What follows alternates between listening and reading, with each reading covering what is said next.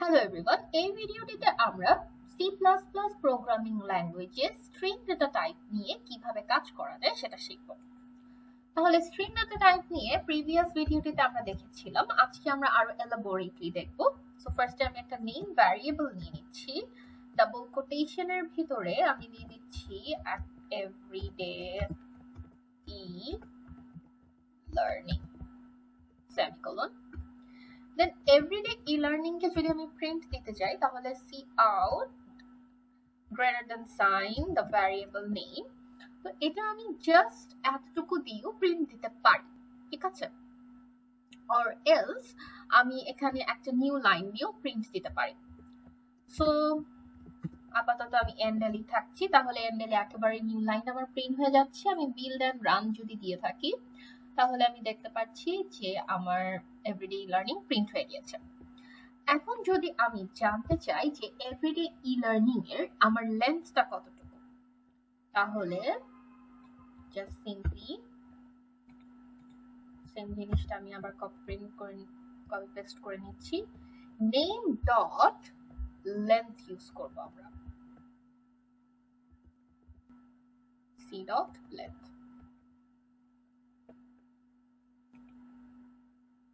Build and run 19। কিভাবে 19 হলো?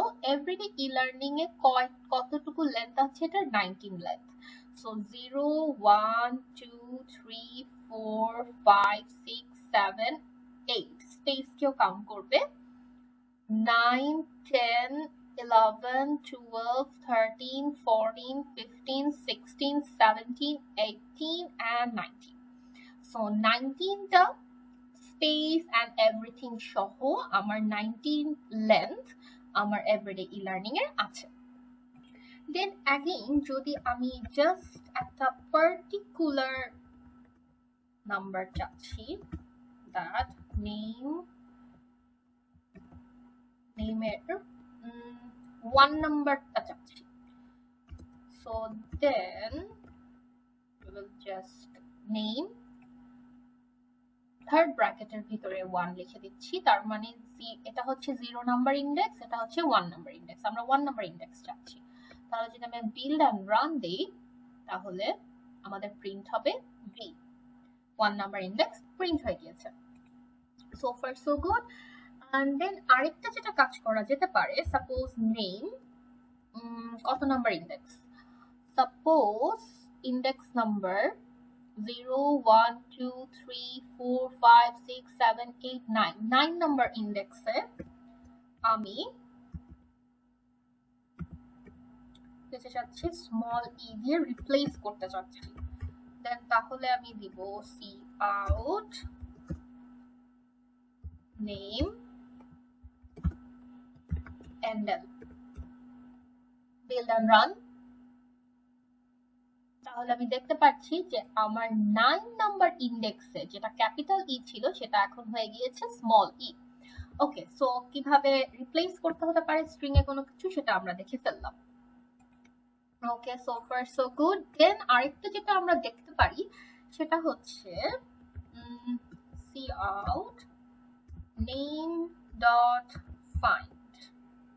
Find একটা ভ্যারিয়েবল। সাপোজ আমি খুঁজতে চাচ্ছি এভরিডে, সাপোজ এভরিডেটা আমি খুঁজতে চাচ্ছি, তাহলে এখানে ফার্স্টে আমি ডাবল কোটেশনের ভেতরে everyday comma 0 endl. Okay, so let's see everyday সে খুঁজে পাচ্ছে কিনা। Then one more thing we can do with the string data type, that is we can do a substring নিয়ে নিলাম। সাবস্ট্রিং এর ভেতরে ফার্স্ট স্টার্টিং ইন্ডেক্স দিতে হবে। সাপোজ আমি স্টার্ট করতে চাচ্ছি 0 1 নাম্বার ইন্ডেক্স থেকে আমি স্টার্ট করতে চাচ্ছি এন্ড আমি ফিনিশ করতে চাচ্ছি 0 1 2 3 নাম্বার ইন্ডেক্সে আমি শেষ করতে চাচ্ছি। এটা হচ্ছে আমার অতটুকু সাবস্ট্রিং, এতটুকু সাবস্ট্রিং কে আমার নিয়ে আসবে। ওকে, এটা এন্ডেল দিয়ে দিই। এখন যদি আমি বিল্ড এন্ড রান দিই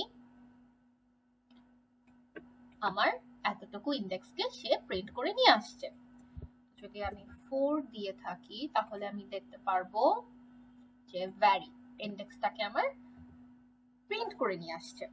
সো এগুলো আরো অনেকগুলো মেথডস আছে আর অনেকগুলো কাজ আছে যেগুলো আমরা স্ট্রিং ডেটা টাইপ দিয়ে করতে পারি। ইনশাআল্লাহ আমরা সামনের ভিডিওতে আরো দেখবো। Stay tune for that.